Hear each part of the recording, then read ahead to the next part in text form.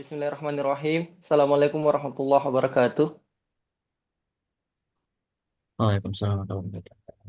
Alhamdulillahirrabbilalamin. Salatu wassalamu ala asyrafil anbiya wal mursalin. Sayyidina Muhammadin wa ala alihi washabihi ajma'in. Amma ba'd. Terima kasih banyak pada peserta, para pemateri kita pada malam hari ini. Dialogika Gemang Pembahasan. Pada kesempatan ini kita akan mengangkat tema diskusi perang dagang, real life, Squid Game versi ekonomi global ya. Eh, saya sendiri di sini sebagai host Abdul Rifai. Kemudian kedua pemateri kita Bang Siddiq Rabbani, PP Gema Pembahasan dan Bung Farid Anhar selaku Aliansi Mahasiswa Penggugat. Ya, terima kasih banyak telah hadir eh, bersama kami di acara dialogi Gema Pembahasan. Nah, sebelum masuk kemudian kepada materi-pemateri kita, nah saja sedikit apa namanya prolog dari saya terkait bagaimana kondisi hari ini, di mana dua negara besar saling adu eh, kedikdayaan ya di bidang ekonomi dalam apa namanya medan atau kemudian ring arenanya ini adalah pertarungan eh, nilai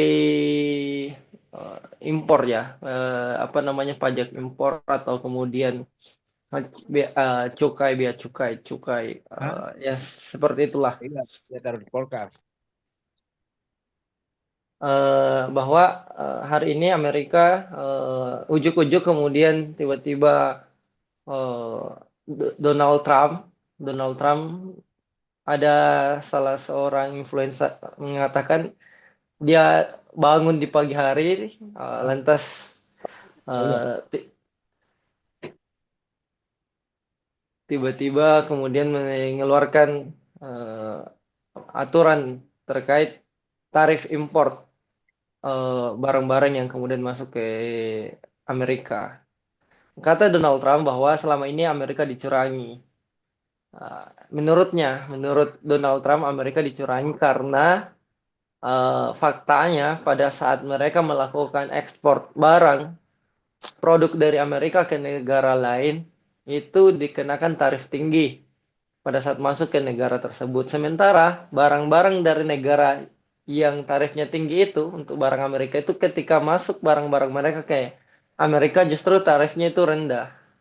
Indonesia sendiri yang kemudian kena dampaknya juga dikenakan tarif 35%. Sebagaimana tarif barang-barang dari Amerika yang kemudian masuk ke Indonesia itu 35%. Padahal sebelumnya tarif barang-barang Indonesia itu 3,5%, bahkan ada yang 0%. Ada bahkan barang-barang Indonesia yang masuk Amerika itu tarif importnya itu 0%. Tidak artinya bahwa harga asli barang itu sesuai dengan harga yang dijual di Amerika. Itu kemudian dianggap oleh Amerika bahwa ini adalah tindakan curang ya, mencurangi Amerika. Nah, banyak kemudian pengamat mengatakan bahwa hal ini tidak benar. Maksudnya apa langkah yang dilakukan Amerika ini tidak benar. Justru kemudian kalau pengamat-pengamat ekonomi global mengatakan bahkan yang anti terhadap perdagangan bebas atau kemudian jati diri dari kapitalisme itu adalah perdagangan bebas. Amerika kemudian sebagai negara kapitalis nomor satu di dunia, justru kemudian hari ini melanggar apa namanya melanggar jati diri atau kemudian hmm, identitas identitas asli dari negara kapitalis yang mengusung perdagangan bebas dengan hadirnya kemudian negara memberikan tarif yang begitu tinggi itu berarti sudah mencederai hukum pasar bebas. Nah, bagaimana kemudian melihat fenomena ini? Di mana posisi Indonesia? Apakah Indonesia kemudian bisa mengambil sikap berani menaikkan tarifnya juga sebagaimana yang diambil oleh Cina ataukah kemudian sebagaimana kita ketahui juga bahwa Sri Mulyani dan kawan-kawan sudah melakukan negosiasi-negosiasi ke Amerika, apa yang harus dilakukan seharusnya? Nah, kita akan bahas di acara atau di diskusi pada malam hari ini. Ya, pertama ke Bung Sidik dulu sebagai apa namanya perwakilan dari gaung pembahasan pada malam hari ini. Saya ingin tanya, apa sebenarnya yang dipikirkan oleh Donald Trump sehingga kebijakan itu keluar? Apa yang kira-kira menginisiasi kebijakan ini? Seperti itu dulu, Bung Sidik. Ya, eh, Bismillahirrahmanirrahim. Assalamualaikum warahmatullahi wabarakatuh. Terima kasih Bang Rifai, pengantarnya bagus, enak di apa namanya cerna gitu ya. Pertama, sebelum mulai mungkin paling enak memang mungkin menyampaikan apa namanya salam, terus yang kedua salawat serta apa salawat pada Nabi Muhammad. Jadi kita mengucapkan salam pada Nabi Muhammad supaya apa aktivitas kita ini berkah. Sebenarnya juga kita tidak boleh lupa bahwa ya kita berada di ruang diskusi ini karena ada kesempatan rezeki dari Allah SWT. Jadi alhamdulillah kita bisa berbagi diskusi. Mungkin sebagai pesan kepada para peserta apa namanya mungkin bisa di mute dulu ya kalau misalnya selama posisi diskusi ini biar nanti tidak terlalu mengganggu.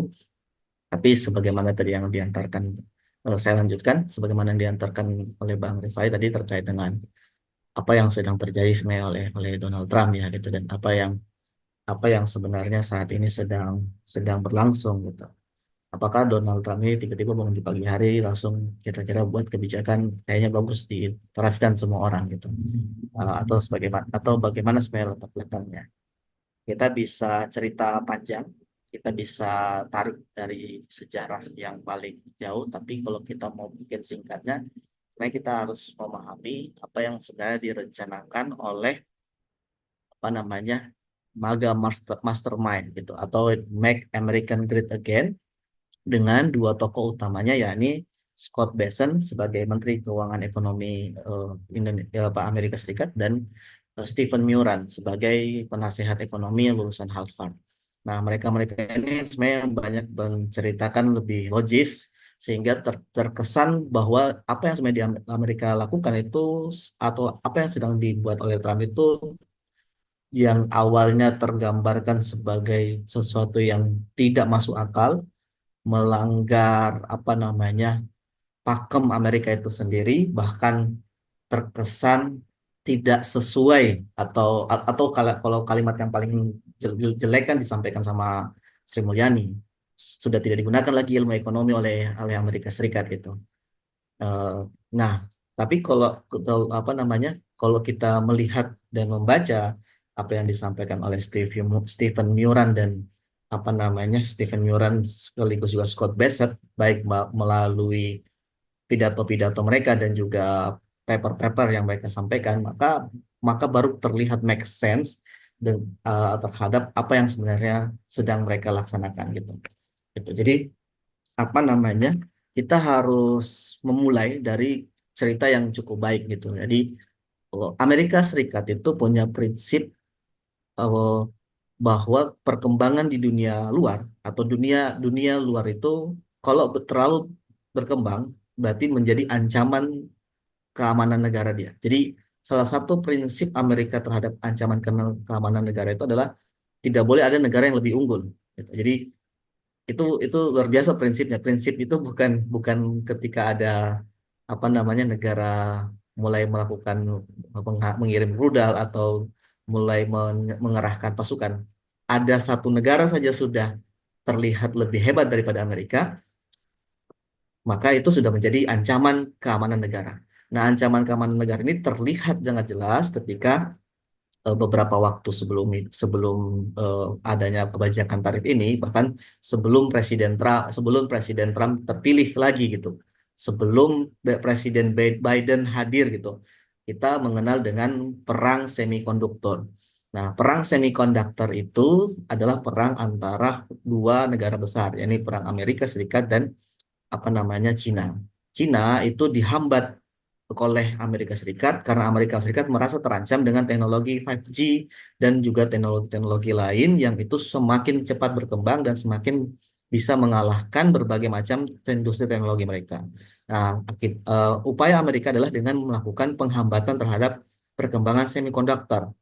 yakni Amerika Serikat melarang pengiriman chip-chip dari produsen-produsen Amerika yang di luar negeri itu untuk dikirimkan ke Cina sehingga perkembangan teknologi mereka itu gagal atau setidaknya terhambat. Namun perang semikonduktor ini berhasil dimenangkan oleh Cina karena terbukti Cina berhasil menghasilkan apa namanya chip semikonduktor yang dibuat di dalam negeri sendiri yang itu menunjukkan bahwa mereka bisa mengatasi hambatan tersebut. Nah, hal ini memicu Trump bertindak tegas dengan mengeluarkan perang dagang pertama. Jadi ini perang dagang yang kedua gitu. Setelah perang dagang pertama yang dilakukan waktu eh, periode dia yang sebelum Biden, periode dia pertama gitu.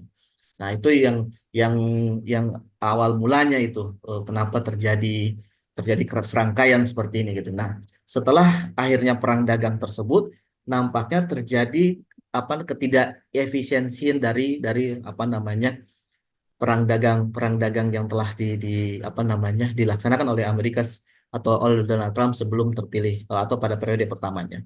Hal itu kenapa? Karena ada blind spot di mana meskipun Cina dihambat dengan tarif yang sangat besar waktu perang dagang pertama, Cina berhasil memainkan negara-negara di sekitar mereka, yakni Meksiko, terus juga Kanada dan negara-negara yang itu menjadi alliance Amerika untuk menjadi penghubung hub dalam mengirimkan barang-barang ekspor mereka sehingga tidak begitu efektif apa yang menjadi apa namanya perang dagang trade war pertama yang terjadi. Nah, ini yang akhirnya setelah Trump gagal di pemilihan eh, 5 tahun yang lalu ya gitu, yang dimenangkan oleh Biden, mereka apa namanya mempelajari dan membuat taktik yang lebih besar. Nah, taktik yang lebih besar itulah yang saat ini akhirnya muncul dengan penetapan tarif. Penetapan tarif atau bahasanya reciprocal tarif. Dia tidak sekedar hanya memberikan tarif impor atau pajak impor terhadap negara-negara yang disebut sebagai Cina atau lawannya, tapi juga semua negara diberikan tarif impor berdasarkan perhitungan rumus apa namanya defisit anggaran bukan defisit anggaran berjalan atau hasil plus minus dari ekspor dan impor antar kedua negara. Yang itu yang menyebabkan kenapa salah satunya Indonesia dapat 35% gitu. Karena ya ekspor Amerika terhadap Indonesia itu lebih kecil, sementara impor Amerika terhadap Indonesia itu lebih banyak, yang menyebabkan persentasenya lebih lebih besar gitu. Itu yang permulaannya. Nah, sebenarnya dalam hal ini proses tarif yang besar dan reciprocal tarif ini itu kalau kita tidak melihat dalam gambaran besar, maka kita tidak akan paham bahwa sesungguhnya ini hanyalah langkah pertama dari strategi yang besar. Apa strateginya? Strategi untuk mengubah tatanan dunia baru.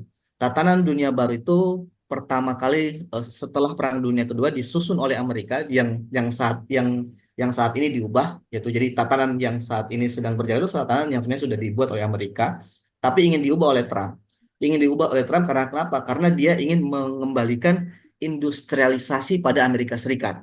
Itu. Jadi dia dia belajar bahwa tidak mungkin lagi apa namanya perang perang dagang terus terjadi. Kita harus mengembalikan industrialisasi di Amerika. Kenapa begitu? Karena kalau Amerika tidak tidak segera mengindustrialisasi negaranya, maka dia akan kehilangan kemampuan memproduksi teknologi-teknologi tinggi yang itu nanti membahayakan apa namanya dalam hal ini negara itu sendiri gitu. Jadi ini memang visi yang sangat besar. Selain itu ada efek yang di mana yang terjadi di Amerika saat ini adalah terciptanya kesenjangan yang sangat besar atau inequality yang itu sangat besar yang juga menjadi penopang kenapa Trump bisa berhasil mencalonkan di dunia berhasil menjadi pemimpin di Amerika Serikat. Kita tahu setelah apa namanya pembentukan Bretton Woods System di mana dolar menjadi salah satu nilai tukar untuk apa namanya para negara-negara bersepakat untuk menjadikan dolar sebagai acuan negara dengan dikaitkan dengan adanya apa namanya dikaitkan dengan cadangan emas. Lalu setelah itu tatanan ini diubah oleh Reagan karena kemampuan dolar itu apa namanya eh, kebutuhan terhadap dolar meningkat tapi cadangan emas sedikit, sehingga dia memilih untuk melepaskan eh, apa namanya emas sebagai patokan patokan nilai mata uang, lalu mengubah hanya menjadi dolar sebagai patokan uang, maka dunia memasuki tatanan yang disebut dengan New World Order pada saat itu oleh Reagan dan Margaret Thatcher. New World Order dan Margaret Thatcher itu yang berlangsung itu sejak 19 berapa ya? 1950-an lah. Itu menjadi tatanan dunia yang existing saat ini yang ingin diubah oleh Trump dengan dengan MAGA mastermind-nya gitu, dengan tim ekonominya. Kenapa begitu? Karena ciri-ciri dari New World Order itu ciri di mana tarif itu rendah. Jadi perdagangan bebas. Yang kedua adalah karena perdagangan bebas, hambatan terhadap apa namanya ekspor dan impor itu sangat kurang, itu atau low entry barrier, di mana Amerika Serikat itu dan negara-negara semua itu boleh berdagang bebas. Dan apa namanya eh, dan di satu sisi yang lain, semua negara-negara menjadikan dolar sebagai mata uang cadangan dunia atau reserve reserve reserve currency. Jadi akibat perdagangan atau tatanan dunia tersebut atau New Order yang dibangun Reagan itu lewat lewat serangkaian kejadian di apa namanya Plaza Accord. Jadi negara-negara lain, negara-negara yang itu menjadi alliance Amerika seperti Jepang, Cina pada saat itu dibentuk agar mereka menjadi kuat, agar mereka menjadi negara-negara yang bisa ekonominya kuat, dengan maksud agar terjadi apa namanya kalau terjadi kekayaan prosperity, sehingga Amerika Serikat memiliki apa ide-ide Amerika Serikat dapat tersebar, ide-ide pasar bebas dapat dapat tersebar, dan apa namanya perdamaian dunia dengan aturan dunia yang baru pada saat itu dapat tercapai, dan memang ketika kita melihat saat ini tercapai hal tersebut tercapai.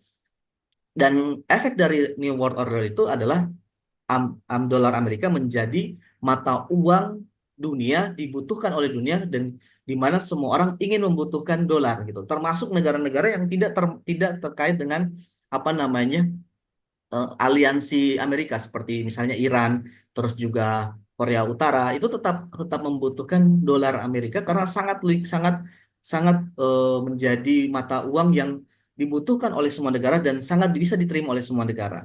Nah, dan tidak boleh dilupakan oleh New World Order itu adalah adanya security order. Security order itu adalah pengamanan lalu lintas ekspor dan impor, dan yang dimana pada saat itu Amerika sebagai pemenang Perang Dunia Kedua menjadi maritim tertinggi di dunia, penguasa lautan di dunia yang menguasai dengan lautan dunia dengan berbagai macam armadanya, yang itu mengakibatkan apa Amerika Serikat menjadi salah satu-satunya polisi di dunia.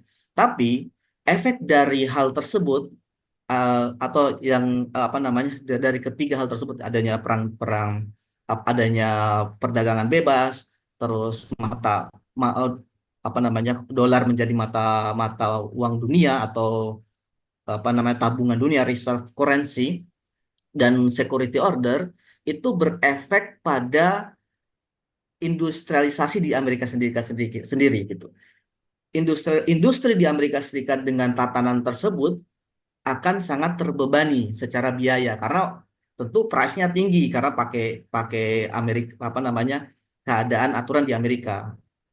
Labor di Amerika tentu akan sangat besar karena sudah bisa menentukan berbagai macam hak dan berbagai macam tuntutan yang itu cost-nya akan sangat besar bagi para pengusaha.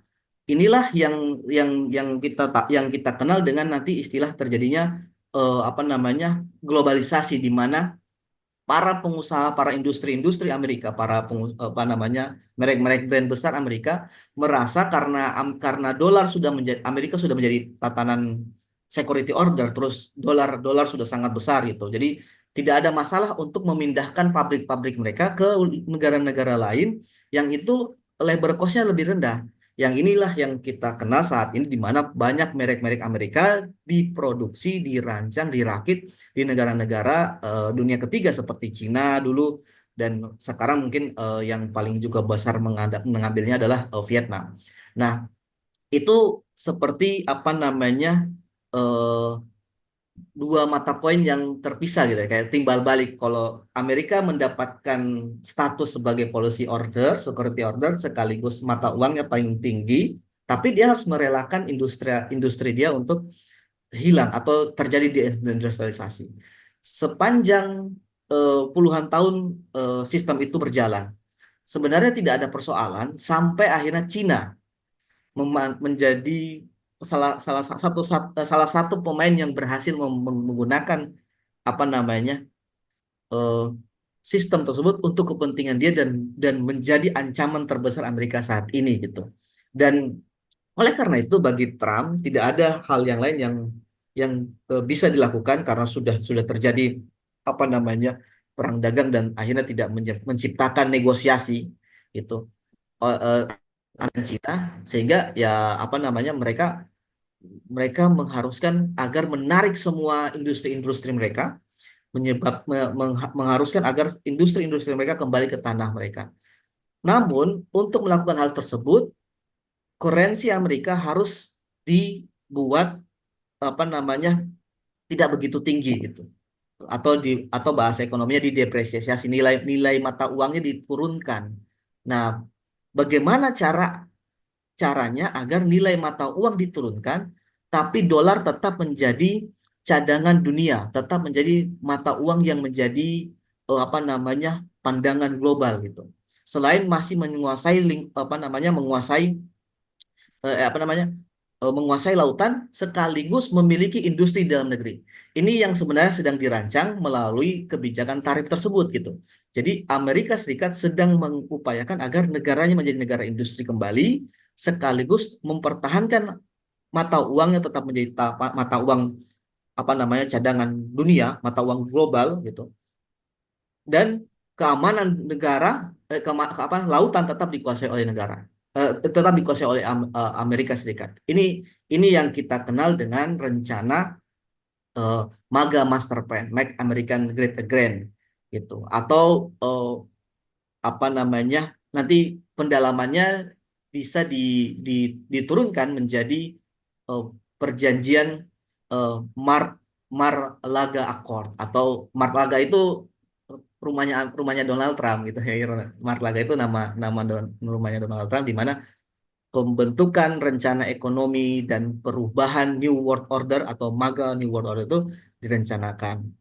Nah, itu yang nanti mungkin bisa kita dalami lebih dalam, saya pikir. Tapi se, se, kurang lebih itu gambarannya untuk apa namanya Oke. pembukaan karya. Jadi ya, pembahasan tadi, apa yang disampaikan oleh Bung Sidik itu bahwa sementara Donald Trump ini ingin agar negaranya kembali menjadi negara industri dengan kembalinya perusahaan-perusahaan besar, pabrik-pabriknya diadakan di negaranya sendiri. Tetapi kemudian kekuasaannya dalam mengontrol dunia itu tetap ada juga.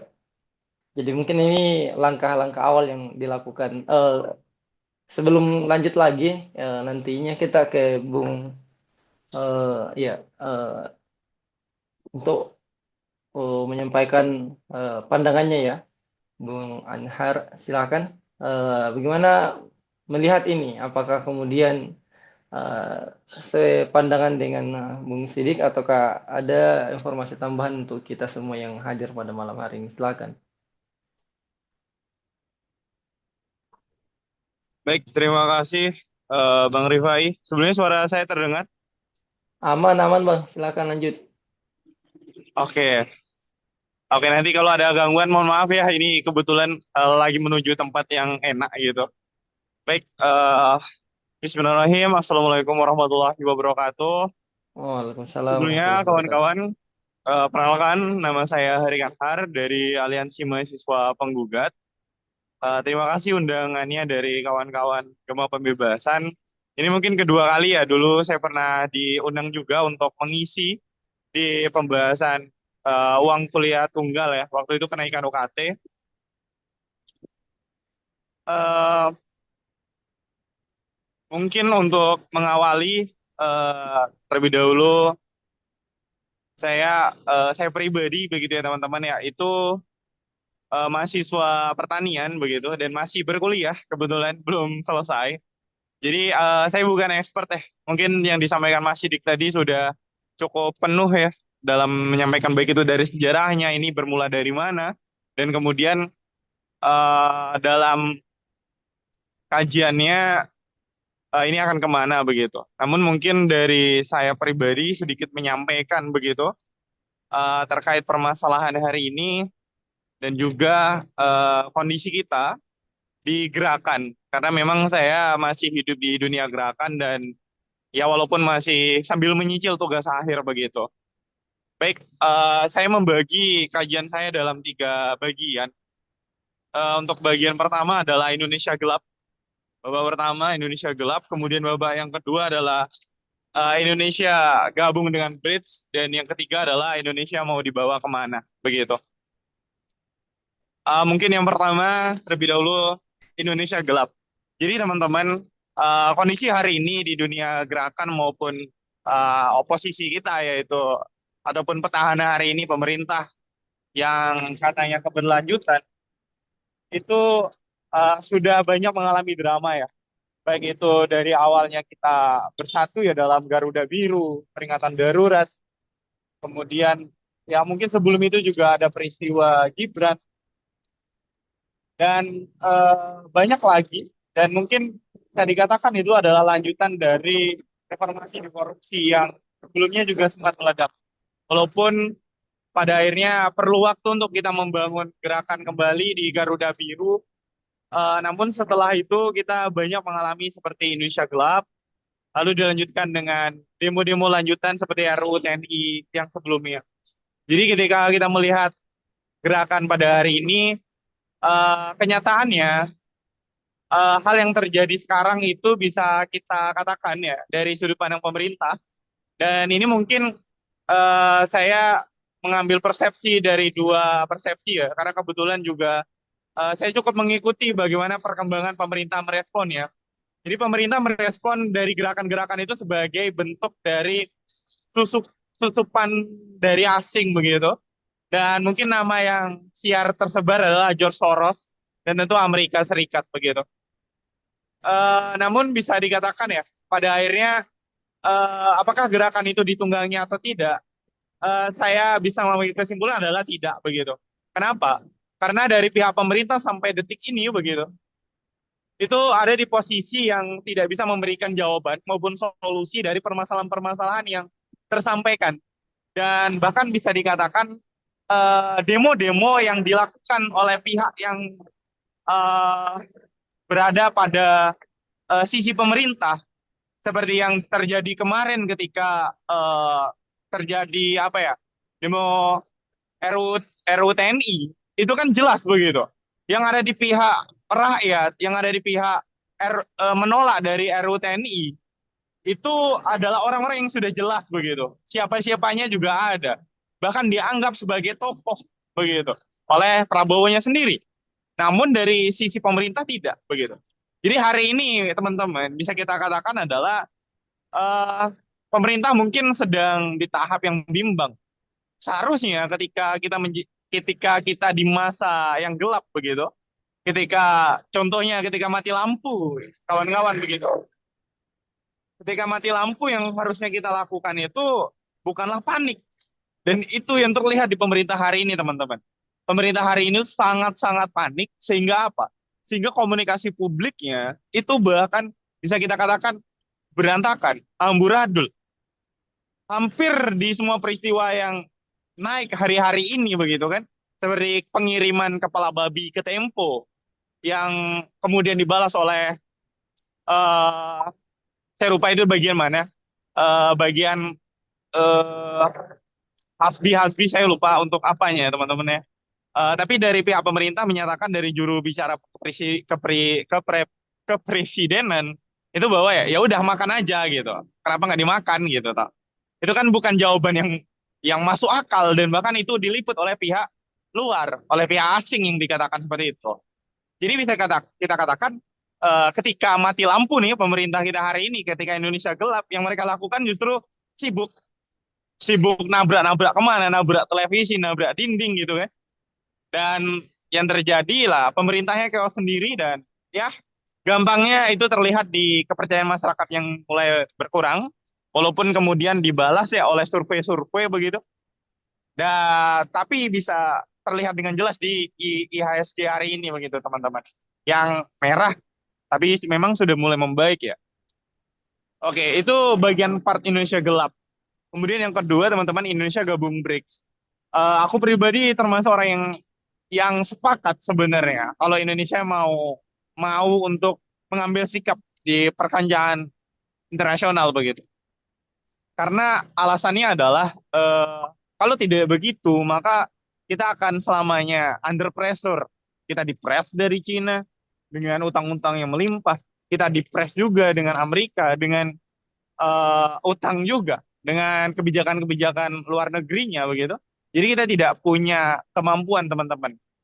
Jadi dengan kita punya blok yang jelas maka itu jauh lebih baik begitu untuk diambil. Tapi nggak secepat itu. Itulah ingin ingin saya katakan bahwa ya ini kayak gelagaban gitu.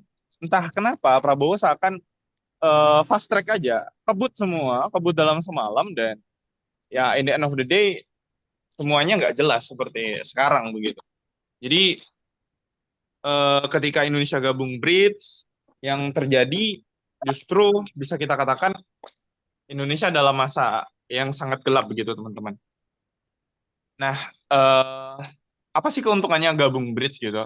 Ini mungkin yang saya dapatkan dari info-info, kebetulan saya juga wartawan begitu ya teman-teman ya. Eh, ada satu konspirasi mungkin ya, walaupun ya biasanya terjadi juga, bahwa posisinya sekarang ketika Indonesia sudah gabung dengan BRICS, maka kita akan mendapatkan kekuatan yang lebih gitu kan, terutama katanya gitu kan dari Prabowo ingin membangun pangkalan militer maupun mengambil alih lah yang sebelumnya itu diambil alih oleh Singapura begitu, keuntungan-keuntungan ekonomi yang padahal negara sebesar kita kok bisa dikalahkan oleh negara sekecil itu begitu. Jadi katanya begitu kan dari info yang saya dengar juga dengan gabungnya mereka ke BRICS, maka Indonesia akan mendapatkan hasil ataupun kemampuan untuk kemudian mengambil alih potensi ekonomi yang ada di dunia bisa kita katakan. Um, Lalu teman-teman, jika pada hari ini kita gagal dalam keputusan itu yang memang sudah diambil alih oleh Pak Presiden ya, bahwa ya udah kita sudah gabung, sudah join, tapi dampaknya karena Indonesia ya negara kecil ya teman-teman, bisa kita katakan di tingkat dunia, ya mungkin karena kegagalan pemimpin-pemimpin kita yang sebelumnya begitu. Jadi pada akhirnya keputusan itu sangat fatal. Amerika nggak trust lagi sama Indonesia dan pada akhirnya kita terombang-ambing, and in the end of the day keputusan dari presiden kita adalah ya main dua kaki gitu. Kita fasilitasi kepentingan BRICS, kita fasilitasi kepentingan Amerika seperti Gaza kemarin, pemindahan pengungsi ke Indonesia itu tentu kepentingan Amerika dan Israel dan tentu tidak didukung oleh kaum muslimin di Indonesia begitu bukan. Lalu eh, setelah kepentingan-kepentingan itu dipenuhi, Indonesia dapat apa? Menurut saya kalau Indonesia seperti ini ya seorang macan Asia itu ya berubah menjadi kucing saja gitu. Dan saya juga tidak tahu arahnya ini mau akan kemana, karena saya merasa bahwa presiden kita hidup di dunianya sendiri. Dia tidak hidup bahkan mungkin di Indonesia. Dia mungkin hidup di kantornya sendiri. Itu yang terlihat dari komunikasi publik Prabowo ketika podcast kemarin begitu, yang sangat memperlihatkan bahwa presiden kita punya gap yang sangat besar dengan realitas di lapangan. Lalu yang ketiga, teman-teman, babak ketiganya adalah Indonesia mau dibawa kemana. Sebagai pengamat dan orang yang jujur ya, aku ngerasa dari aktivis-aktivis yang kita coba lakukan akhir-akhir ini, itu mulai terlihat dampaknya. Walaupun ya memang masih sangat jauh lah bisa kita katakan dari suatu keberhasilan. Tapi teman-teman, untuk sekarang, Indonesia ketika dikatakan bahwa kita sedang gelap, Maka ketika gelap ya jangan panik. Maka pemerintah kita jangan panik kayak sekarang. Pernyataannya goblok, banyak sekali pernyataan yang terasa mentah, yang terasa bahwa mereka ini paham atau enggak. Oh, ternyata tidak sama sekali begitu. Bahkan hari ini tadi ya Kementerian Luar Negeri mengatakan tidak ada itu pemindahan pengungsi dari Gaza. Nah, tapi presidennya ngomong itu. Oh, ternyata dari bocor alus politik mereka mengatakan ya komunikasi menteri saja itu tidak sampai ke Prabowo. Ada apa gitu. Dan jika ingin berkonspirasi dengan esainya Mas Hara kemarin terkait operasi intelijen Prabowo gitu kan. Prabowo sepertinya akan digulingkan dan digantikan oleh ya kita tahu siapa Fafa begitu kan Gibran. Jangan-jangan begitu karena terasa sekali dari permainan yang ada di lokasi, yang ada di istana, keberadaan orang-orang Jokowi yang masih sangat kuat di sana dan seakan Prabowo itu ya aneh gitu gelagatnya. Dia panik, semuanya dikatakan padahal tidak berdasarkan realitas. Seperti kemarin waktu di Jawa Barat dengan Pak Deddy Pak Deddy gitu kan gubernur, dia mengatakan bahwa Indonesia kuat, kita tenang saja dan lain sebagainya gitu. Mengatakan akan menghapuskan impor besoknya. Itu pernyataan yang tidak sesuai dengan realitas gitu. Itu tidak sesuai dengan lapangan. Lapangan mengatakan ya atau masyarakat lagi kelimpungan, dia merasa masih aman-aman aja gitu. Jadi siapa yang bisikin Prabowo? Kenapa dia seperti anak kecil gitu? Lalu di sisi aktivis, mungkin di sisi teman-teman yang mau menyuarakan adalah terus bersuara teman-teman. Karena ujung dari sini mungkin saja itu antara revolusi yang memang sudah terlihat dari kebobrokan pemerintah kita yang seakan tidak punya pilihan lain kalau tidak revolusi gitu kan dari masyarakatnya sendiri. Atau yang kedua adalah bisa kita katakan ada teman-teman ini adalah pembentukan oposisi mutlak atau oposisi permanen yang kan ke depan akan terus bergulir dan menjadi satu efek domino, snowball effect yang menjadi satu bentuk oposisi yang baru. Kenapa? Karena aktivisme hari ini tanpa ada partai politik yang punya idealisme, karena partai politik kita itu semua sampah ya teman-teman, semuanya tidak ada ideologinya, semuanya kosong melompong, ideologinya mungkin kapitalis, isinya duit, duit, dan duit gitu kan. Jadi kita-kita yang terbentuk di momen sekarang gitu, jika bisa bertahan hidup, maka aktivisme ini akan menjadi satu bentuk gerakan dan membawa idealisme sendiri, membawa cerita sendiri, visi misi sendiri, dan kemungkinan besar karena pada akhirnya kita akan berada pada masa yang sama mungkin dengan 98, tetapi kita sudah punya sejarah, kita sudah punya pengetahuan yang lebih. Maka ini akan menjadi satu bentuk partai politik mungkin saja, ataupun suatu bentuk gerakan politik yang saya rasa itu bisa menyamai ataupun merubah Indonesia untuk lebih baik lagi. Karena karena Eropa tanpa revolusi Perancis tidak akan menghasilkan butir-butir dalam demokrasi begitu. Karena eh, apa ya? Perubahan-perubahan itu selalu perlu pengorbanan. Dan kalau bukan kita siapa lagi? Kalau bukan dari gerakan dari mana lagi gitu. Tidak mungkin pada akhirnya kita akan menunggu dari apa ya? Dari Jaka Jaka Sembung atau siapa gitu yang punya kekuatan untuk merubah Indonesia ataupun kita butuh orang-orang seperti Gibran yang ternyata isinya cuma AI dan AI saja gitu kan. Kita butuh orang-orang yang lahir dari gerakan dan mau untuk mengambil alih kekuasaan paling tidak adalah di tempatnya sendiri. Karena menurut saya balik lagi ya demokrasi itu adalah untuk rakyat oleh rakyat dan dari rakyat gitu kan. Jadi teman-teman rakyat ini butuh pemimpin dan mereka sudah tidak percaya sama pemerintah, maka gerakan-gerakan harus bisa menyublim dengan masyarakat. Nggak bisa lagi kita ngomongin sekat-sekat lagi, segmentasi itu mulai harus dihancurkan dan mulai melebur saja. Urusan politik pasti orang-orang yang akan berpolitik ataupun mengambil keuntungan dari gerakan akan menyingkir sendiri karena mereka malu pastinya, karena mereka akan juga dihajar oleh orang-orang dalam gerakan. Tapi kenyataannya untuk sekarang teruslah bersuara karena yakinlah kalau ini terus berjalan dan teman-teman menjaga idealisme teman-teman, walaupun tidak sepenuhnya tidak mengapa karena saya paham bahwa ya kita perlu hidup gitu.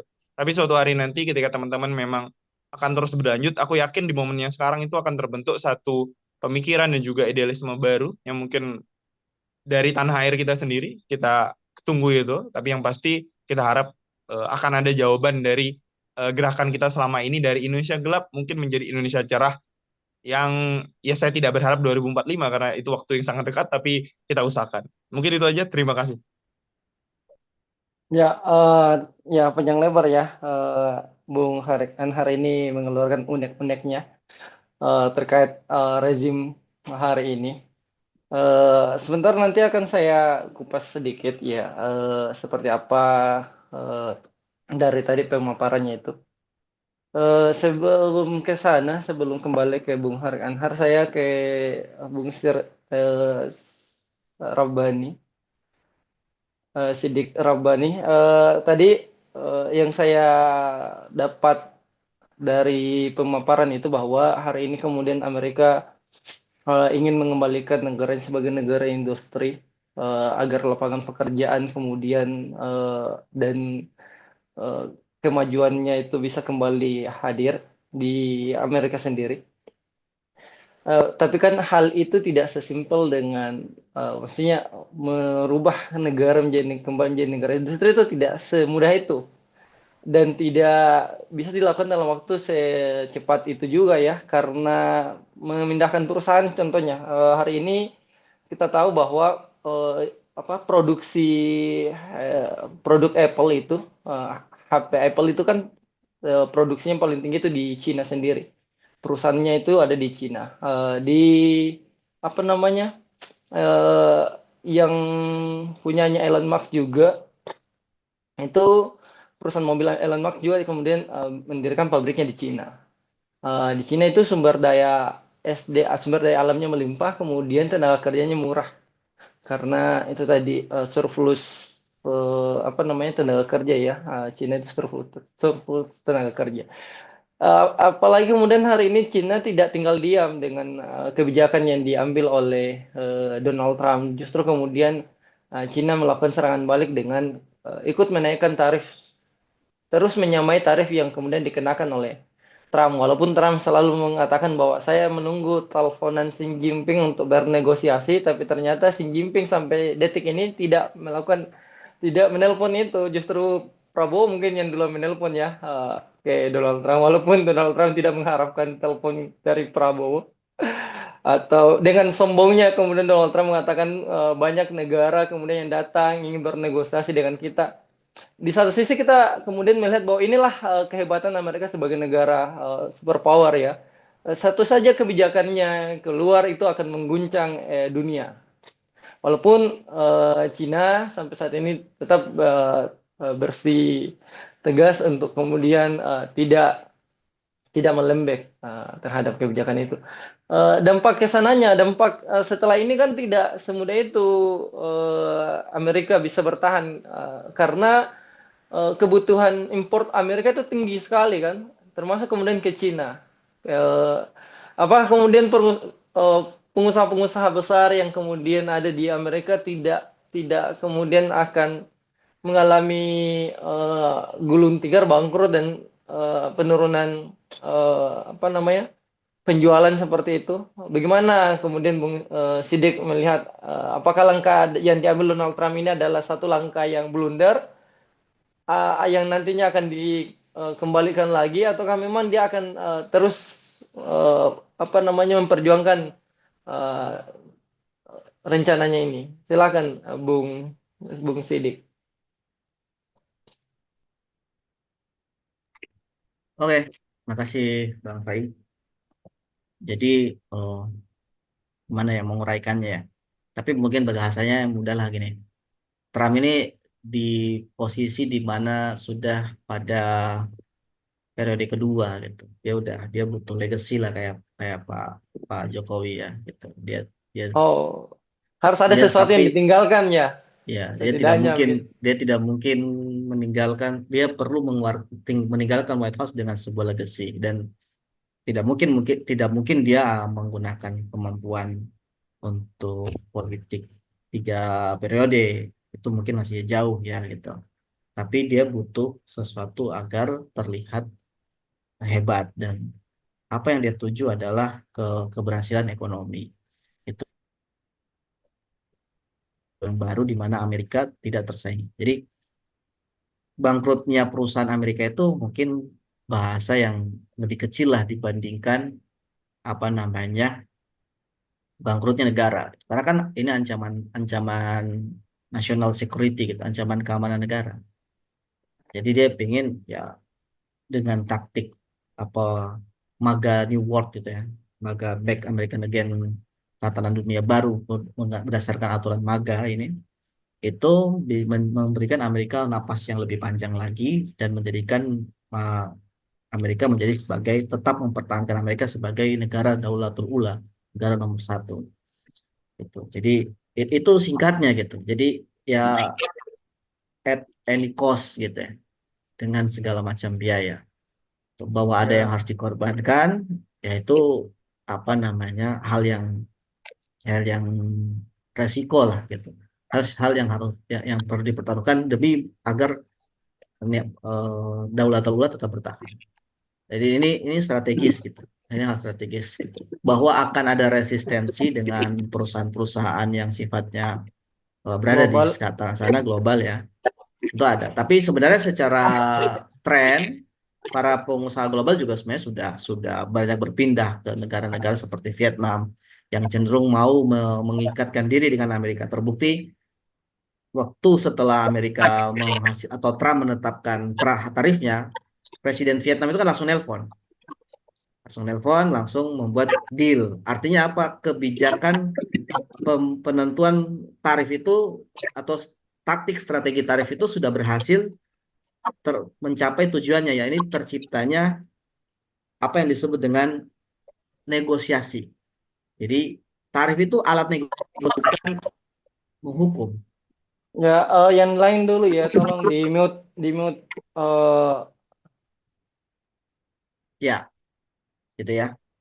Itu yang perlu kita pahami gitu. Itu alat negosiasi. Nah, ini Oke. menariknya adalah apa namanya? Bagus Bang Anhar mengaitkan dengan kondisi di Indonesia gitu. Dan ini yang satu hal yang kita jadi akhirnya saling melengkapi. Nah, kita khawatir dengan keadaan negeri ini, sehingga mungkin ini masuk menjadi salah satu ya yang poin kenapa kita akhirnya menjadikan hal ini sebagai Mengandalkan. diskusi. Gitu. Ini bukan sekedar diskusi intelektual apa yang terjadi di luar sana, apa yang terjadi di Amerika itu berefek pada negeri ini gitu dan mengancam keadaan negeri ini dengan kalau misalnya negeri ini tidak siap gitu. Dan apa yang disampaikan oleh Bang Anhar itu betul realitas yang sangat luar biasa itu, yang miris gitu ya, luar biasa miris gitu.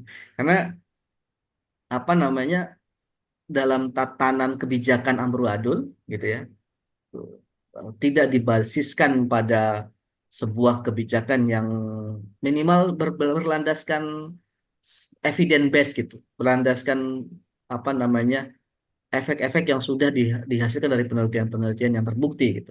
Misalnya kayak MBG itu dirancang dengan kebijakan yang tidak berdasarkan pada satu paper akademik yang kuat gitu.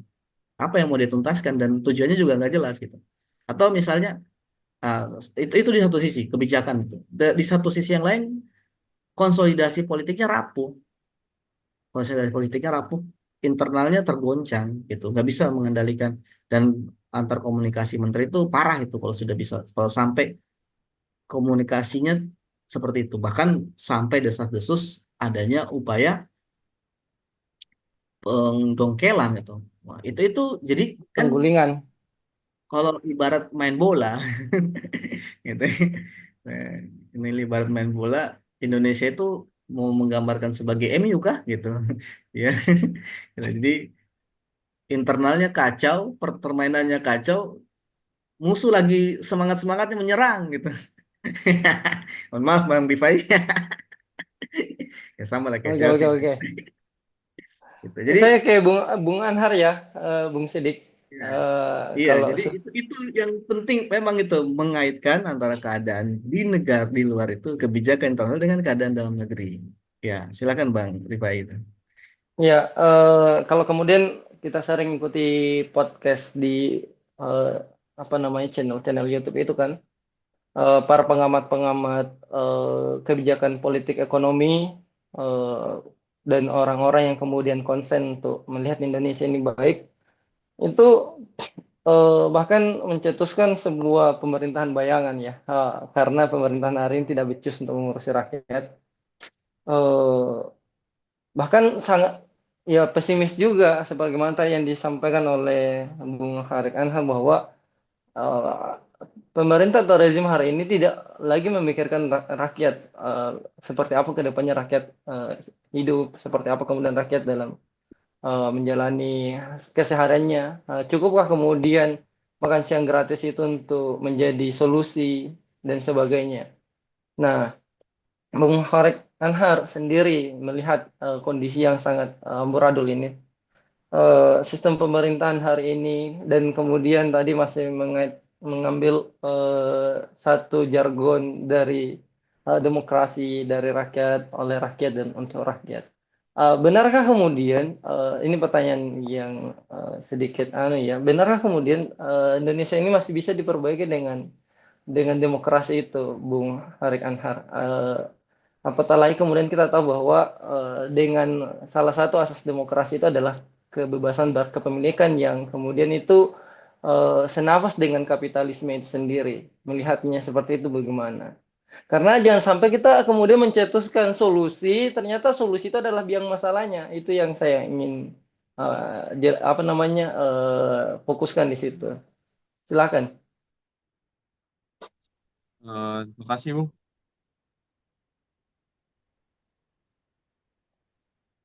Terkait apakah kemudian demokrasi masih relevan ya?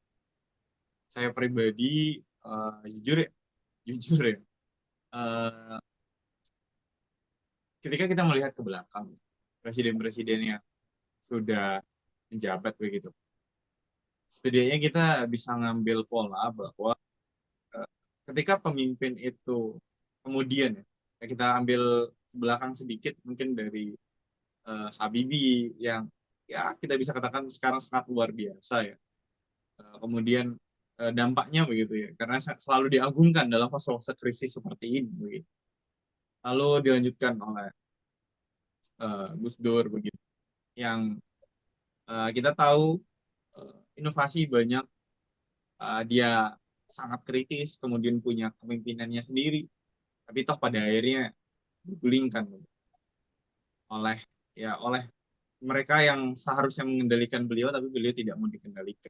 Lalu ke depan-depan, ya kita tahulah bagaimana Megawati, kemudian SBY, dan pada akhirnya kita dapat satu satu pemimpin yang dari sipil, hasil produk demokrasi, seorang yang kemudian famous dan walaupun dari gorong-gorong, tapi itu tetap satu satu pilihan. Dan kita tahu sekarang kondisi kita gimana. Saya satu kemarin sempatlah satu ada pertanyaan yang sangat baik begitu dari teman-teman yang ada di lingkaran diskusi kami. Apakah masa sekarang ini, masa krisis ini yang sedang tenang-tenangnya, kita belum menuju krisis banget nih, tapi kita lagi masa tenang, apa, silent before the storm gitu kan. Itu apakah ini akhir dari Jokowi, ataukah akhir dari Jokowi yang seorang sipil, ataukah ini adalah awal dari Prabowo yang seorang tentara gitu atau mantan dari militer. Apapun itu, dengan narasi keberlanjutan bisa kita katakan kedua-duanya ya in the end of the day ya sama-sama saja. Karena Prabowo ternyata bisa kita cium sedang dikendalikan oleh kroni-kroninya Jokowi begitu. Maka Adili Jokowi terus muncul. Hari ini juga ada aksi kalau saya nggak salah Adili Jokowi. Karena memang ya, itu sisa-sisa dari pemerintahan demokrasi begitu. Nah, eh, dengan melihat itu, saya berkaca teman-teman, mungkin kita itu eh, berada di fase di mana kita perlu seorang yang memang cukup otoritarian. Ini saya katakan cukup otoritarian ataupun cukup punya apa ya, punya kemampuan untuk ke sana. Tapi dalam konteks dia punya pandangan yang sama dia punya pandangan yang jelas dan mengaplikasikannya dengan tegas gitu. Yang punya ciri-cirinya disiplin dan lain sebagainya itu mungkin berciri sana. Tapi dia juga partisipatif. Dia berasal dari pemerintahan rakyat. Dan contohnya adalah demokrasi terpimpin yang dulu sempat diagung-agungkan dan direncanakan dan dilaksanakan oleh Soekarno. Yang kemudian ya batal karena peristiwa kudeta gitu. dari saya pribadi ya Bang, mungkin bisa katakan ya, apa ya, kondisi hari ini kita memang perlu pemimpin yang cukup otoritarian, pemimpin yang bertangan besi gitu lah. Bisa gampang ya. Demokrasi gitu. Dalam artian dia juga mendengarkan. Kan kondisinya hari ini pemerintah tidak sama sekali mendengarkan. Pemerintah sama sekali tidak peduli dengan rakyat seperti apa. Memang siapa yang mau RUU TNI, siapa yang mau RUU penyiaran, siapa yang mau RUU Polri gitu. Nggak ada yang mau. Tapi sebenarnya nggak apa-apa, pemerintah mau bikin itu, ya fair-fair aja. Tapi ada sosialisasi, ada caranya, ada tujuannya gitu. Karena menurut saya kalau pada akhirnya pemerintahnya seperti ini, ya apa bedanya begitu dengan otoritarian yang sebenarnya gitu. Otoritarian itu kan dimulai dari ya tidak mendengarkan aspirasi begitu. Mungkin seperti itu tidak menjawab saya rasa, tapi eh, saya ingin ataupun saya melihat bahwa Indonesia perlu ada pemimpin yang bertangan besi, cukup otoritarian tapi dia berasal dari rakyat. Bukan harus berasal dari sipil tapi dia menjadi bagian dari rakyat gitu. Bukan seperti Prabowo hari ini yang seakan punya apa ya, punya dunianya sendiri dan dia tidak tahu apapun yang terjadi di luar.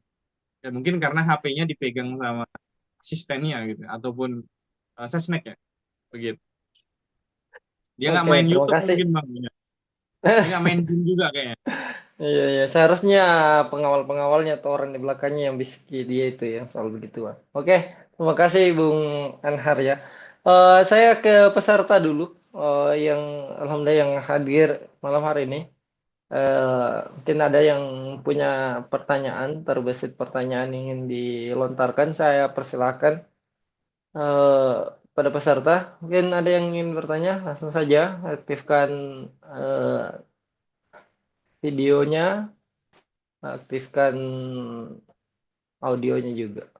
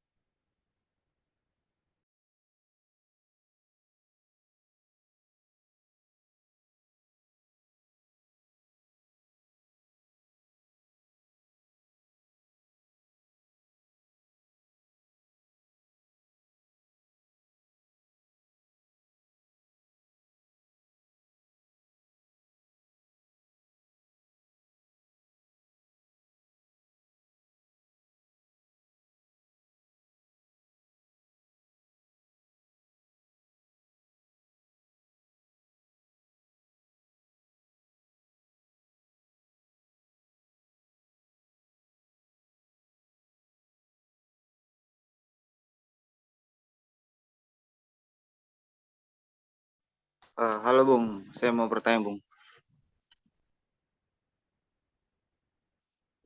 Silakan Bung Aji Zakaria yang ingin bertanya ke pemateri siapa? Silakan langsung saja. Eh, Kepada pemateri Bung Anhar, tadi kan Bung membahas terkait otoriter. Ya, Otoriter ini mulai terasa di berbagai lembaga, termasuk lembaga pendidikan dan ada isu di kampus saya, kampus kampus Merah mana?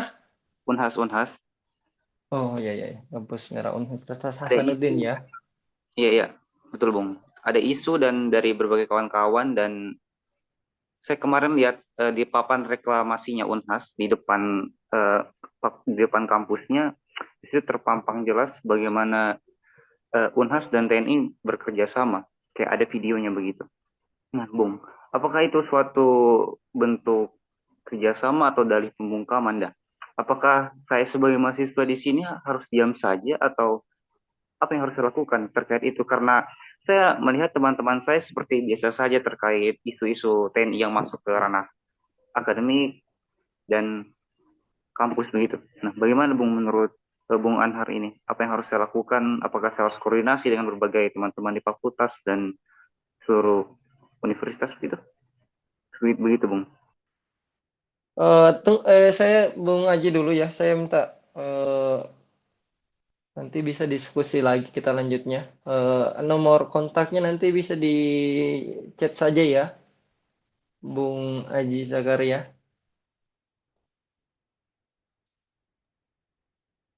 Ini karena Bung Fai ini dari anu ya, dari UIN. Saya host ya. Saya dari Makassar juga. Saya dari UIN. Luar Saya biasa. pernah lama tinggal di Ramsis Unhas ya. Jadi nanti bisa diskusi langsung sama saya Bung Aji. Nanti di chat nomor kontaknya. Silakan Bung Anhar, bagaimana menanggapi itu ketika kampus mau bekerja sama dengan militer? Seharusnya berhadapan-hadapan ini malah baku rangkul-rangkulan ini. Silakan.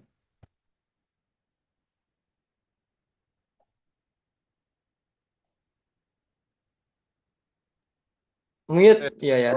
Oke, oke. Bung, sama sebenarnya kondisi kita. Saya kan di Unri juga lagi ada pembangunan pengadilan militer di kampus. Jadi eh, apa dan kami udah bikin diskusi ya. Bahkan dari 2023 tuh kami sudah ada mencari data dan aksi sebenarnya di kampus. Tapi ya memang nggak sampai meledak ya keluar. Kalau melihat kondisi hari ini juga, saran saya sih ke teman-teman Unhas ya usut gitu. Jangan sampai dosen kita tentara gitu yang entah lulusan mana, nanti mengajar seperti apa gitu kan. Jujur saya cukup kecewa dulu dengan BEM Univ saya di mana ada tentara yang kemudian mengisi materi training organisasi terkait kebangsaan. Ya walaupun rupanya ternyata ada kerjasama antara BEM dengan tentara gitu. Itu urusan mereka. Tapi ya aneh rasanya training organisasi mahasiswa tapi yang isi materi tentara. Nggak ada hubungannya begitu. Tapi kemudian di tahun 2023 kami lihat ada peta peta baru pembangunan di kawasan Unri di mana itu ada kawasan vertikal dari kementerian yang jelas di situ ada pengadilan militer, kemudian ada BIN, DPR, DPD RI dan lain-lain sebagainya gitu. Yang kami lakukan adalah demo.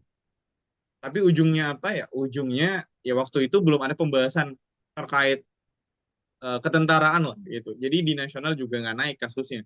Tapi sekarang, Bung, gitu kan. Kemarin waktu saya bikin diskusi eh, di hari apa ya kemarin? Di hari Rabu, Rabu hari ini ya. Di minggu lalu gitu, minggu Rabu lalu itu eh, Diskrimsus dari Brimob ngubungin dan mencari tahu saya gitu dan sempat ngajak jumpa ya, tapi ya dari kami memang sampai detik ini nggak mau duduk sama Intel karena pasti bocor nanti, karena bisa saja dimanipulasi, karena bisa saja diancam, nggak mau. Akhirnya diskusi tetap berlangsung. Lalu setelah itu eh, dari rencana kami sendiri sih ingin bangun gerakan ya untuk menolak, tapi tentu penolakan itu tidak bisa kami sanksikan ke pihak Unhas, sorry, ke pihak universitas. Karena di tempat kami itu pengadilan militer yang akan dibangun itu dari pemerintah provinsi dan juga kementerian. Nah, maka dipastikan dulu siapa aktor-aktor yang bermain gitu. Kalau memang Unhasnya sendiri yang ingin bekerja sama, kerjasamanya seperti apa? Kalau kemudian masuk mereka ke ranah pendidikan, kalau kemudian mereka masuk kemudian bisa mengintervensi suatu suatu hal saja, ya nggak usah gitu. Apapun itu bentuknya, kerjasama seperti apa udah harus jelas dulu. Lalu yang jelas adalah ya viralisasi lagi. Karena memang ya negara ini no viral no justice.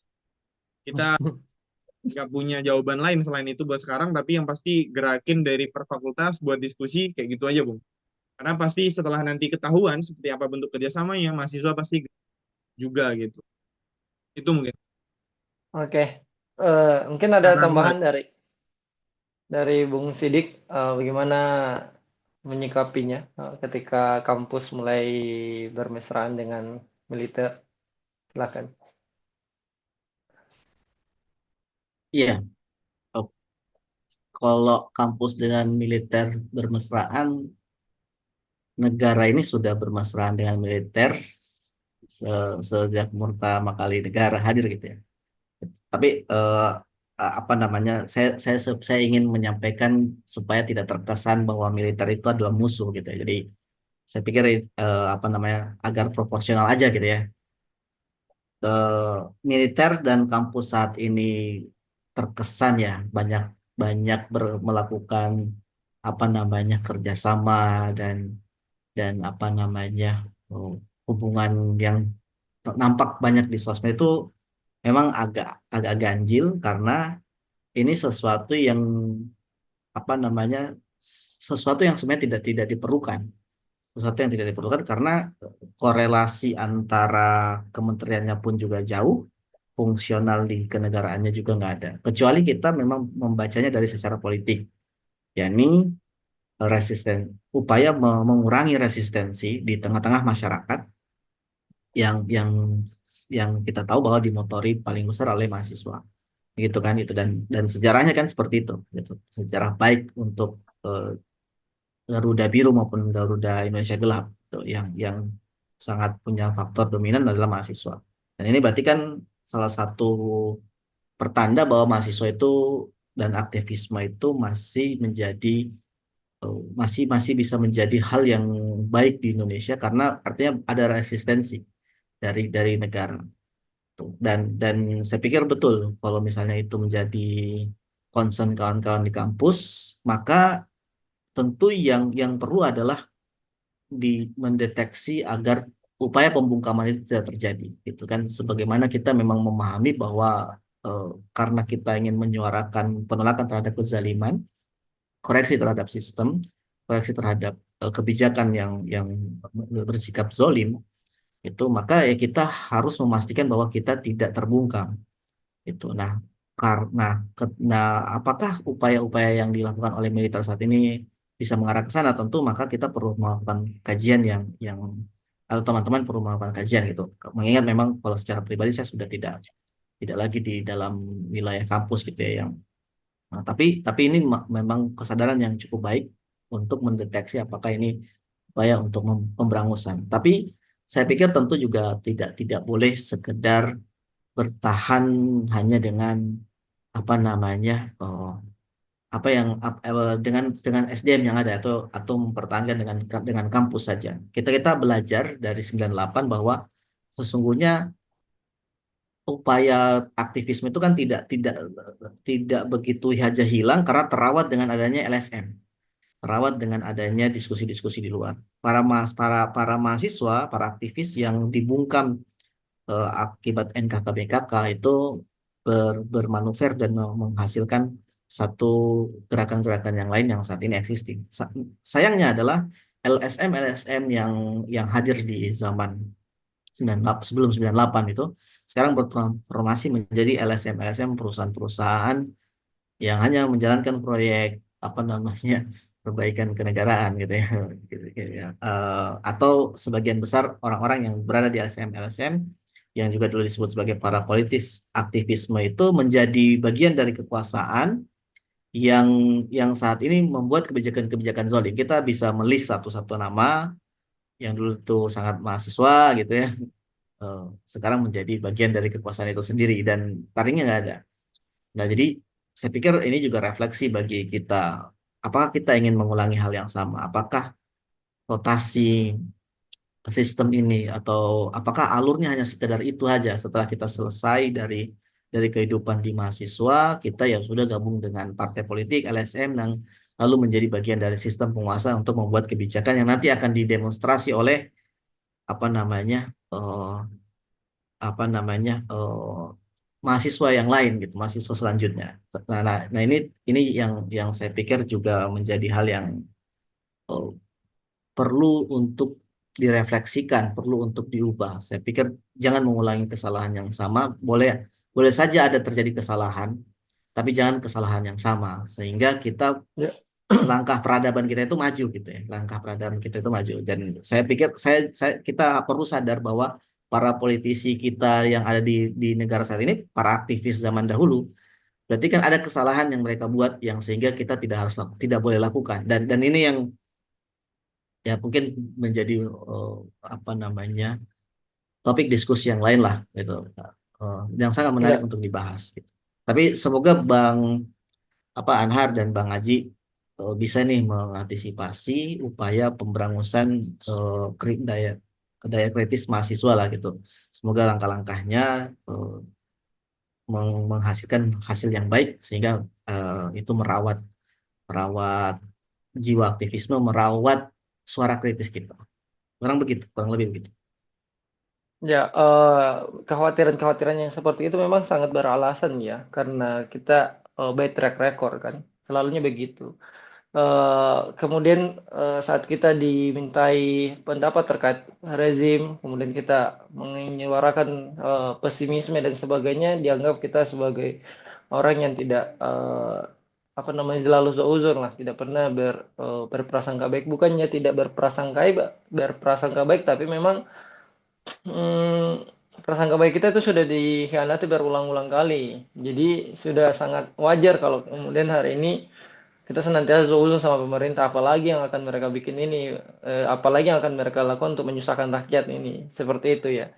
Eh, Juga kemudian saya biasa cerita dengan, ini tadi nyambung ya dari pertanyaan dari Bung Aji Sagaria ini, bahwa ternyata di sekolah-sekolah yang hari ini kemudian mendapat makan siang gratis itu pun ketika ada keluhan dan apa namanya kritik dari pihak sekolah itu bukan tim bagian gizi yang turun, tapi tentara-tentara yang kemudian langsung turun, menyuruh menghapus dan sebagainya. Ini di beberapa sekolah ada dicerita sama kepala sekolah di sini dekat tetangga saya.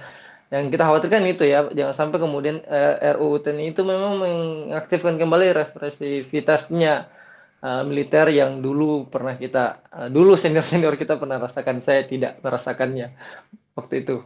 Jadi ini di penghujung 10 menit terakhir, uh, Bung Sidik, pertanyaan dan sekalian antum memberikan kesimpulan ya.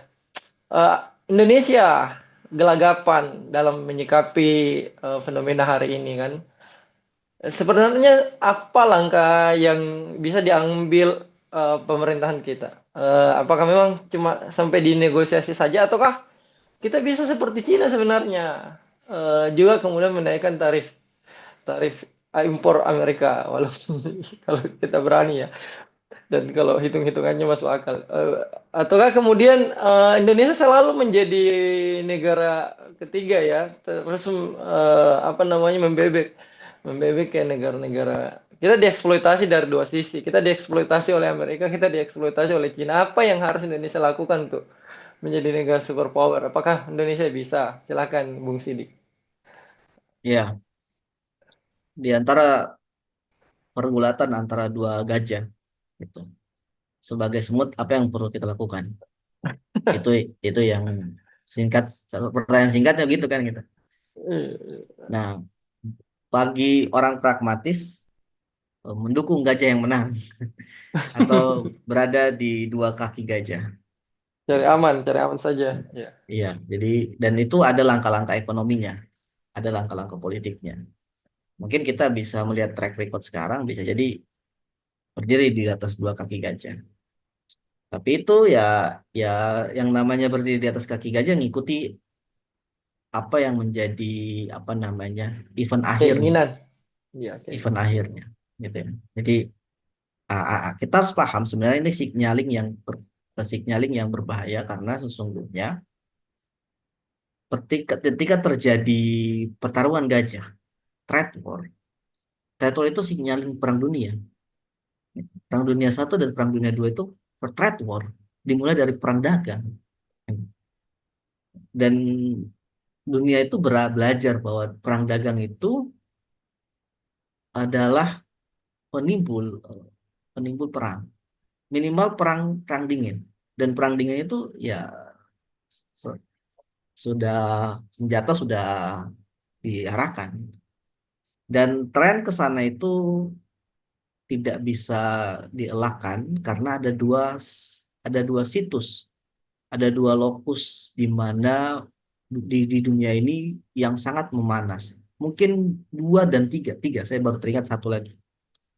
Satu lokus di Ukraina dan Rusia, itu meskipun lokusnya mulai meredam karena mulai ada upaya pembicaraan pembagian tiga wilayah, itu di mana semenanjung Crimea itu akan diserahkan ke Rusia dan Ukraina itu akan dibagi menjadi dikuasai oleh Ukraina sama Uni Eropa. Tapi masih ada titik lokus yang panas banget dan apa namanya menuju hangat loh gitu. Yang kedua adalah lokus di Taiwan. Karena kalau Amerika terus berupaya seperti itu, Taiwan akan diinvasi. Dan kalau kita membaca berita-berita yang ada di internasional, apa namanya, militer Amerika bergabung dengan AUKUS dan apa namanya eh, Jepang sekaligus Thailand itu sudah membuat simulasi perang. Kalau kalau ada simulasi perang, artinya apa? Berarti indikasinya lebih worse akan perang dan simulasi perang itu biasanya diprediksi kalau terjadi sesuai dengan eventnya ya 3 sampai 5 tahun ke depan bisa bisa jadi. Apalagi memanas dengan adanya perang dagang gitu. Nah, dan masih ada lokus yang juga sangat panas saat ini, lokus Palestina. Lokus Palestina itu panas karena tidak sekedar Israel dan Palestina. Ini ada pemain Syria, Turki yang saat ini Turki apa namanya membuat mobilisasi para pasukannya di perbatasan Syria. Dan Iran juga lagi aktif-aktifnya me- apa namanya menyiapkan senjata nuklirnya gitu. Termasuk juga pembajakan-pembajakan terus yang ada di Yaman. Gitu. Jadi Timur Tengah ini panas banget, panas banget. Dan kita tahu apa namanya ini bisa dimanapun lokus yang panas ini bisa memicu Perang Dunia II, Perang Dunia Ketiga karena faktor-faktornya saling berkelindan gitu. Baik dari sisi ekonomi dengan adanya perang dagang, banyak orang tidak senang. Dari sisi kemanusiaan dan oh, militer juga terjadi lokus-lokus yang sangat strategis. Dan ini bisa berantai gitu. Ini bisa menjadi apa namanya pertarungan gajah yang menghanguskan dunia. Oleh karena itu, ya semut harus berubah jadi gajah sendiri. Gitu. Indonesia itu harus berubah jadi gajah. Atau kalau bahasa pakai istilah perhewan-hewanan ya jadi macan, betul macan ya. Gitu. Di tengah pertarungan eagle dan apa namanya panda harus betul-betul bisa berhasil. Nah, tapi pembangunan negara itu pembangunan negara apa nomor wahid Daulatul Ula atau bahasa yang lainnya superpower itu dibutuhkan satu stabilitas dan kepemimpinan yang sifatnya apa namanya meritokrasi gitu atau bahkan seluruh rakyat bisa membangun gitu. Nah ini eh, tidak meyakinkan kalau misalnya tadi dibawa ke arah eh, negara yang sifatnya eh, apa namanya bukan ya komando gitu negara yang dipimpin dengan sangat tangan besi gitu. Eh, untuk kasus Indonesia itu sudah dicoba sama apa namanya Pak Soeharto dengan 32 tahun berkuasa. Tapi akhirnya kita tidak sanggup mempertahankan industrialisasi. Kita tidak sanggup untuk mempertahankan hal-hal yang berkaitan dengan pembangunan nasional. Karena kenapa? Karena sistem militarisasi dan apa namanya komando yang sangat-sangat terkuat, gitu, sangat sangat mengekang masyarakat, menghambat inovasi-inovasi dan menghambat upaya untuk menciptakan ekonomi yang besar. Yang terjadi akhirnya apa? Korupsi dan kalau apa namanya konvoisme gitu. Dan ini tidak akan menghasilkan negara yang berkuasa gitu. Jadi saya pikir eh, kita harus betul-betul tidak melupakan luar negeri, tapi kita harus concern betul-betul di negeri ini untuk memperbaiki negeri ini. Tapi harus berhati-hati karena ya event paling buruknya adalah Perang Dunia dan itu yang yang kita harapkan semoga tidak terjadi. Kurang lebih begitu. Thank you. Terima kasih Bang Anhar. Kawan-kawan yang lain Bang Rifai. Assalamualaikum warahmatullahi wabarakatuh. Waalaikumsalam warahmatullahi wabarakatuh. Ya, terima kasih ya Bung Sidik. Silakan Bung Anhar memberikan closing statement-nya ya. 1 menit itunya, silakan. Baik, Bung. Terima kasih. 1 menit ini akan saya gunakan untuk mengatakan bahwa presiden kita udah nggak guna. Jadi kalian harus lebih sering mendengungkan kebenaran. Karena aku lupa ini yang bilang siapa ya. Karena seperti uang, kebenaran itu akan sama karena seperti kapitalis. Kebenaran itu akan pelan-pelan bertumbuh dan meledak suatu hari nanti gitu. Jadi ambil bagian dari kebenaran itu. Apapun kebenaran yang kawan-kawan perjuangkan, suarakan saja. Jangan takut karena eh, kalau kita sendiri kita pasti takut kok. Waktu kita dalam kegelapan kita nggak tahu mau kemana pasti kita takut. Tapi kalau bareng-bareng aku yakin pasti ada jalannya. Terus yang kedua, untuk jangka panjang bangun infrastruktur industri eh, mulai dari yang teman-teman bisa. Karena menurut saya jawaban dari permasalahan kita hari ini adalah industrialisasi karena negara kita dibatasi sehingga tidak bisa membangun industri. Mungkin ini agak kurang sinkron ya terkait ya kebencian kita terhadap kapitalisme. Tapi teman-teman, kenyataannya kita harus bertarung dengan kapitalisme itu dengan mengambil alih alat produksi. Dan menurut saya, kalau kita tidak mencobanya dengan dengan kearifan lokal kita, dengan gotong royong kita, maka kita akan menjadi negara yang oke, mungkin kita bisa mengganti mungkin sistem pemerintahan kita suatu hari nanti. Tapi belum berarti kita akan menang di tingkat dunia gitu. Bahkan untuk hidup bertahan saja mungkin belum tentu. Maka yang harus kita lakukan adalah industrialisasi mulai dari dengan kearifan lokal. Banyak caranya, silakan cari caranya sendiri. Lalu yang kedua adalah eh, ambil alat-alat kekuasaan itu. Ambil lahan-lahan yang dikuasai mafia itu, ambil alih dan sebarluaskan kepada masyarakat, berikan kepada mereka yang berhak gitu. Mungkin itu, terima kasih. Ya, terima kasih banyak ya Bung Anhar. Semoga cita-cita yang kita perjuangkan bersama ini insya Allah diridhoi Allah dan kita rasakan ya, bukan cuma untuk anak cucu kita nantinya, tapi kita rasakan.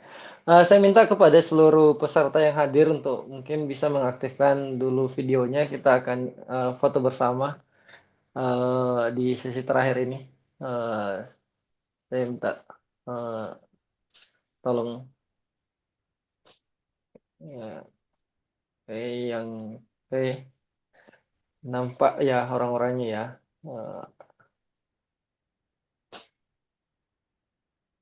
Bung Anhar mungkin masih kurang kelihatan wajahnya. Oke, semuanya. 1, 2.